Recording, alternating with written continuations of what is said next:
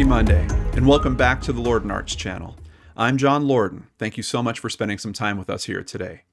Case Cracked is the show where we look into a mystery, and what are the critical pieces that help solve that mystery. Today's episode is called To the Killer of My Daughter. Life for the Slover family was like many other blue-collar families in the U.S. during the 1990s. Karen met her husband, Michael, while they both attended Richland Community College in Decatur, Illinois. Even though they were both dating other people when they met, after spending time together at a car show, they decided to see each other exclusively. Soon, they decided to get married. Michael's parents, Mike Sr. and Jeanette, were happy with the announcement, but Karen knew that her parents wouldn't be that accepting. While she was with Michael and his family, she wore her engagement ring, and when she went home, she took it off. When she became pregnant, Karen was forced to tell her family. As she thought, they were not happy, but the couple forged ahead. They moved their wedding date up by 2 months and were married in January of 1993.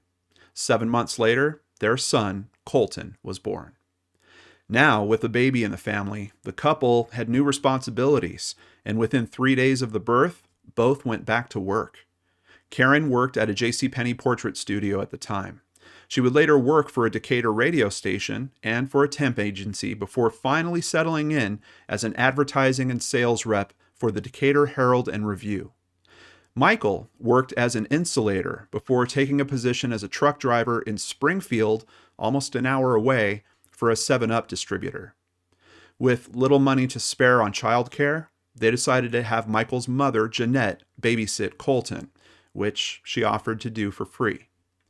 The time the couple was spending apart began to take its toll, and almost as quickly as the marriage began, it was over. The now single parents were faced with the problem of childcare. Michael's mother had agreed to continue watching Tolton for free, so it was written into the divorce decree that she would do so until he started kindergarten.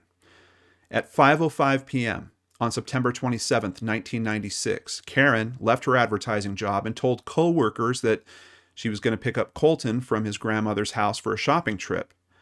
Less than 5 hours later, police found a black Pontiac Bonneville abandoned, sitting on the side of Interstate Highway 72 in Champaign, Illinois, an hour away from Decatur. The driver's door was open, and the engine was still running. Inside, they found Karen's purse, with identification, part of a candy bar, change that was scattered around the interior, and small pieces of concrete. Over the next several days, investigators searched, and Karen's friends and co-workers distributed thousands of flyers around Decatur. 2 days later, in the mid-afternoon, fishermen on Lake Shelbyville found a gray plastic bag on the shore. When they opened it, they saw what appeared to be a woman's head. Her hair was blonde, and she had several gunshot wounds. When officers arrived, they found that it was indeed a female human head, and there were more plastic bags that had begun to float to the surface of the lake. Each contained another body part. It was concluded that the bags were thrown from a nearby bridge and weighted down with what appeared to be chunks of concrete. The perpetrator didn't count on the gases created during decomposition, which brought the bags to the surface. Visual identification was not possible, but dental records confirmed that Karen Hearn Slover had been found. Although officers and divers worked tirelessly, all of her body was never recovered.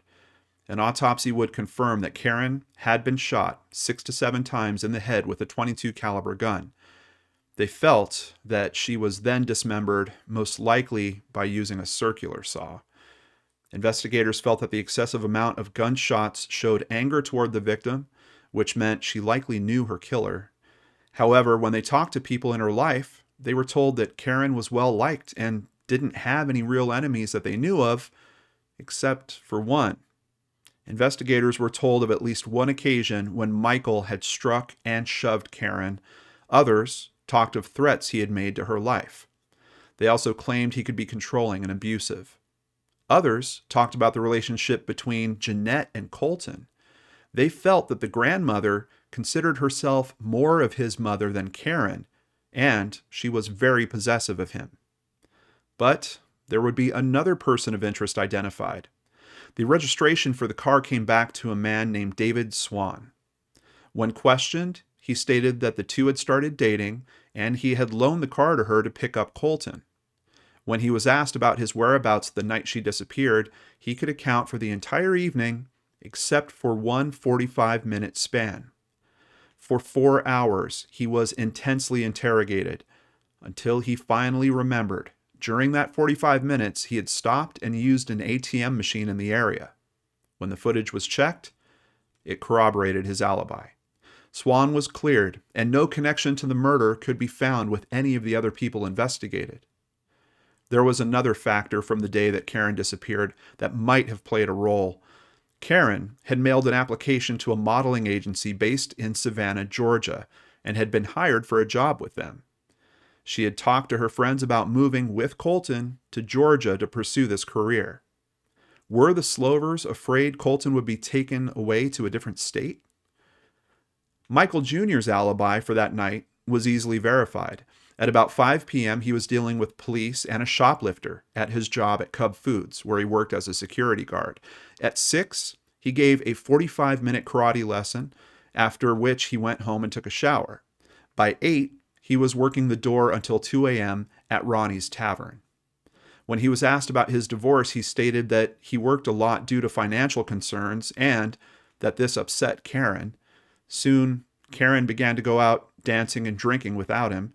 When a call from a local nightclub reached him saying his wife was dancing and kissing another man, he was done. Mike Sr. stated that he had arrived home from his job at about 5 p.m. to find Jeanette babysitting Tolton. Soon after, Jeanette took the boy to Kmart to buy a toy, while Mike Sr. went to an old family-owned used car lot called Miracle Motors, where he fed the lot's dogs and worked on cars. Around 8 p.m., Jeanette and Tolton came to the car lot, and the family left to head to McDonald's to play on the playground there. Before arriving, Tolton fell asleep, so they went home instead, put him to bed, and started watching the British comedy Are You Being Served? When asked if they thought it was odd that Karen never came by or called as she was supposed to, they stated that they often kept Tolton late and sometimes overnight when Karen and Michael had busy evenings. They had tried to call her, but received no answer. Miracle Motors was searched, but no incriminating evidence was found. Investigators would put a unique call out to the public. They suspected that Karen had been murdered in a location with tall grass and a gravel or rock base. Anyone with property that matched that description was asked to search it and call police if they found anything. By October, more than 600 leads were called in, but none led them to their crime scene. A month later, Karen's mother, Donna, released an open letter in the local paper that was addressed to the killer of my daughter. In it, she tried to invoke an emotional reaction in anyone involved and set up a post office box hoping to get replies. No new credible leads were developed, and the Hearns would spend years in court trying to gain custody of Tolton. From 1997 to 2000, many searches were conducted at the Slover home and the used car lot, some of which involved digging up soil on the premises and placing them in buckets. They were then sifted, and anything found was taken in for a closer look. Luminol was used. No traces of blood were found. There was also no running water on the lot that would have allowed someone to clean up the crime scene. The neighbors reported that they heard no gunshots or power tools and never saw the car that Karen was driving there. They confiscated all of the guns and ammunition owned by the family and had them tested. None of them matched the gun that was used to kill Karen. While the usual and strongest types of physical evidence weren't being found, through perseverance, investigators had acquired an eclectic bunch of other types of evidence from Miracle Motors. First, you had the cinder blocks used to weigh the bags down and the smaller pieces that were found in the car. Pieces had also been found embedded in one of Karen's arms. While searching the car lot, it was noticed that busted cinder blocks were lying around the property, and they looked like the ones taken from Karen, the bags, and the car. A Canadian forensic geologist concluded the concrete chunks were consistent with the cinder blocks from Miracle Motors. While sifting through the ash and dirt found in burn barrels around the property, investigators found a metal button and rivets that matched the specialty denim jeans Karen was wearing when she disappeared. They also found a white cloth-covered button that matched the shirt she was wearing. There was also dog hair found on duct tape used on one of the bags Karen was found in.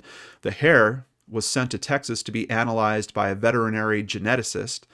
They found that the hairs matched hairs found on a dog brush the Slovers kept on their property, used on a black Labrador retriever they owned named Cassie. Investigators believe that the Slovers killed Karen in order to keep Colton with them. They believe she was lured to Miracle Motors, then they attempted to hide her body in the river. They also believed that despite his alibi, Michael Jr. had helped. The Slovers were arrested in January of 2000 after 4 years of investigation and charged with first-degree murder. In April of 2002, their trial began, and the Slovers had explanations for every piece of evidence found.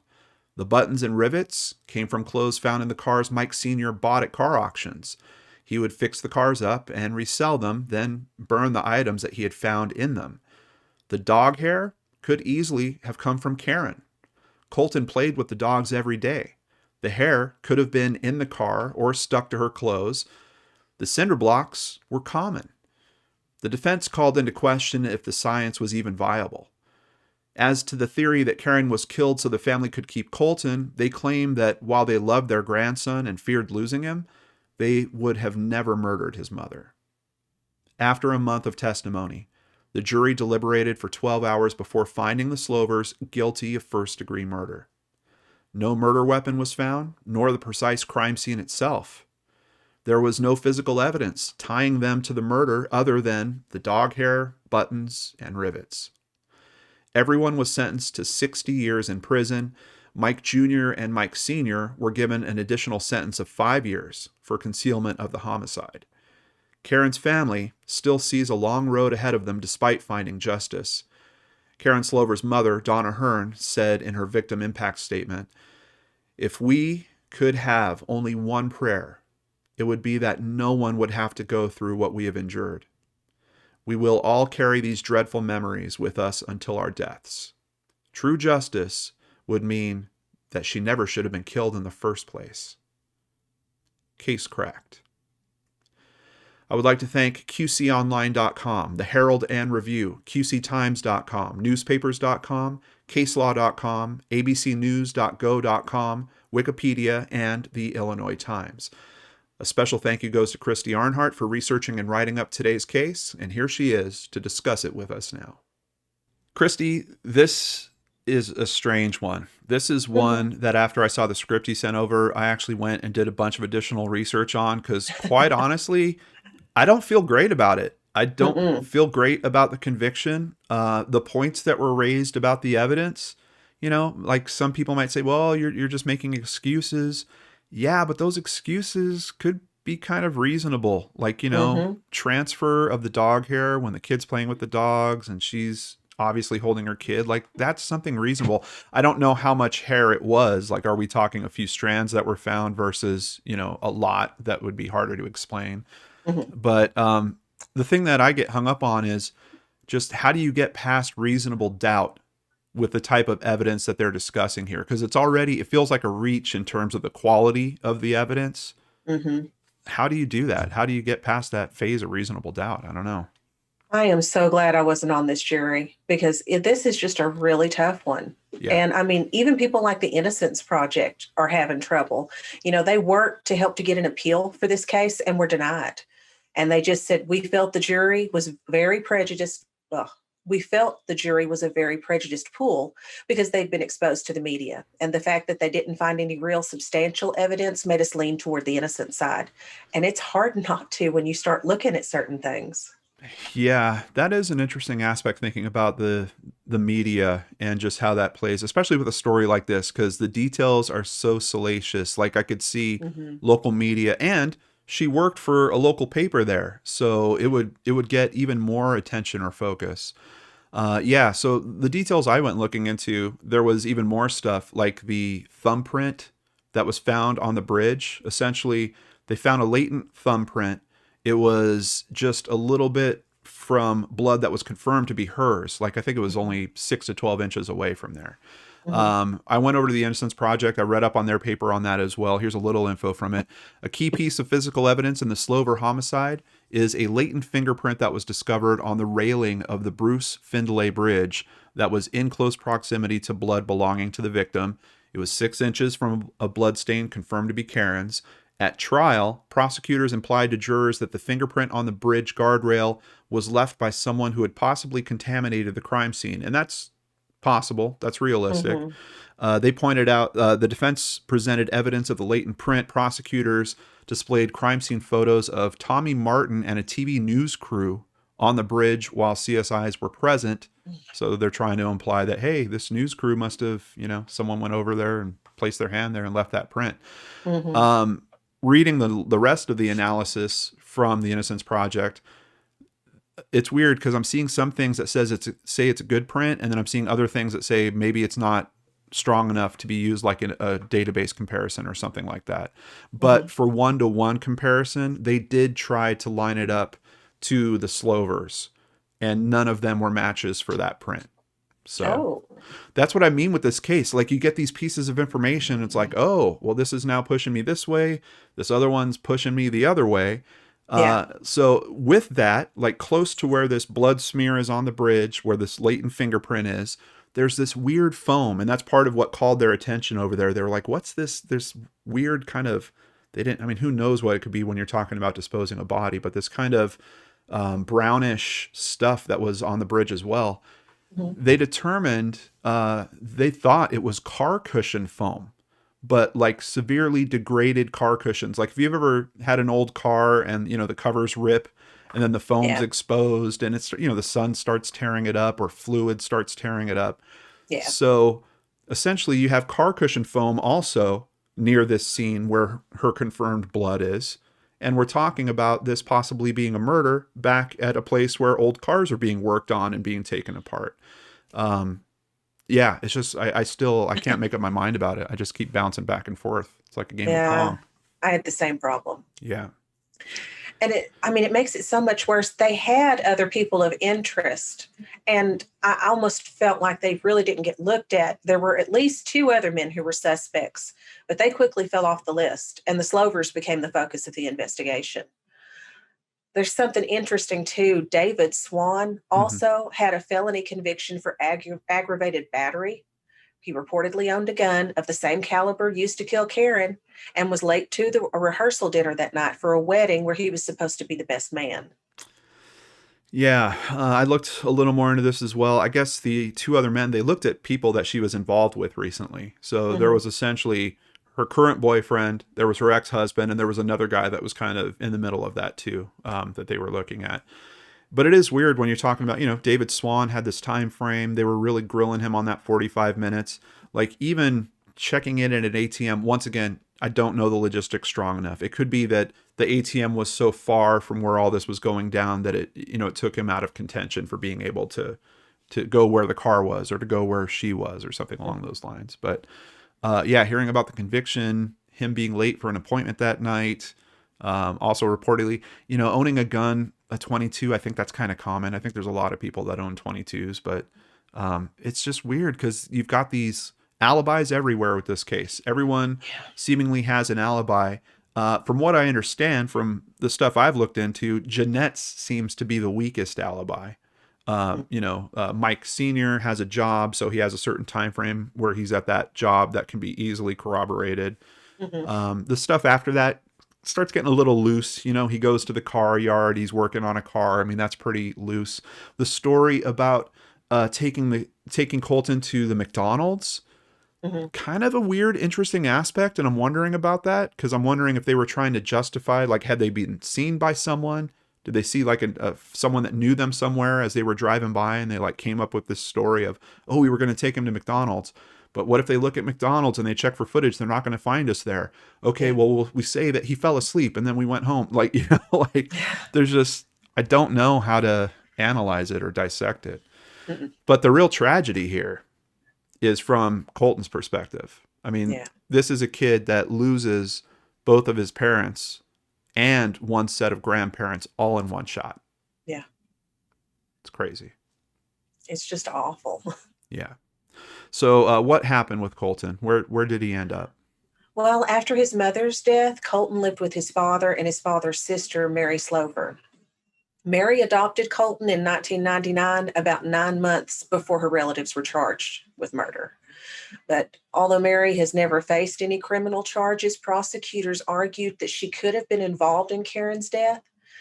During the couple of days that Karen was missing, Mary made several phone calls from her home in Springfield to her parents in Decatur. Now, at some point, she babysat Colton at her house, and prosecutors felt this was so her family could perform the grisly deeds that they needed to get done. Mm. A judge ruled that Mary was unfit to raise Colton, and he was taken into foster care. He eventually wound up with his maternal grandparents, who are Larry and Donna Hearn, and he's now changed his name and started his own life. Yeah. Yeah. Oh, man. Terrible. It's a terrible story. And that's kind of a weird, like, even the stuff happening around Mary, I don't know how to feel about that either. Like, is it fair? Mm-hmm. I don't know. I don't know. This case is just very conflicting. I'm sure the public is divided on this case as well. Did you notice that through your research? Very much. And I mean, when you hear these people talk, they sound so normal. It makes you think, you're like, could they really have done something like this? Yeah. Yeah. Yeah. Well, I mean, it was kind of, if you think, there's so many little things, you know, the murder was kind of amateurish in itself. A pro would know to weigh those bags down better, because they would know that they tend to float to the surface. So That's a good point. Yeah. You know, I was surprised by that. And, you know, but then you have the flip side of that, which is if this was the family that did it, they were amateurs, but they pulled off a just making a crime scene completely disappear. At a place with no water. At a place Yeah. with no, like, that's what I mean. This story just keeps pulling both ways. But then you hear something like this. ForensicFilesNow.com states that the Slovers euthanized their dogs shortly after the DNA comparisons were taken. I don't know. I am so torn down the middle on this one. Yeah. Yeah. I don't know. I read that write up at ForensicFilesNow.com, and even they were trying to make a justification for kind of your first point about how the Slovers presented and how they spoke. And it's almost like they thought that was a mechanism where, because they were so nice, they thought they could be able to pull this off, like kind of hiding behind that facade or something. But yeah, maybe. Look, we realize that there's a lot of conflicting details and different versions of this story floating around out there. So I'd really appreciate that if we kept that in mind while discussing this case in the comments down below. You guys are so awesome. But let's just remember, this lot of big emotions, two very different sides, and with good reason. I'm telling you guys, I don't even know how to feel about this after going through all this. So, and there's so much to go through. When you start looking at it, it's ridiculous. Yeah. Yeah. All right. Well, thank you so much, Christy. I have some other people that we're going to thank right now. Thank you, PayPal supporters Melissa Heinbach, Amanda Beard, and Think Mutiny Publishing. If you'd like to support the channel, please visit lordandarts.com. There you can sign up for Patreon, sign up for PayPal, buy merchandise, or even just buy us a coffee, like Carly Grote, Marie Conant, and Sharon Ayers recently did. We know that learning about the mechanisms that help support and find justice in these cases is so important to understand the many unsolved cases we also cover. We really appreciate your support in allowing us to continue doing that. Remember, you can get another Lord and Art story every week on the Seriously Mysterious podcast. A new episode is coming tomorrow and every Tuesday after that. Visit seriouslymysterious.com and remember to subscribe on your favorite podcatchers. Please also don't forget to hit that subscribe and bell icon down below if you'd like to catch one of our weekly Secret Studio live shows. And of course, I'll be back with a new unsolved mystery for you on Friday, right here on the Lord and Arts channel.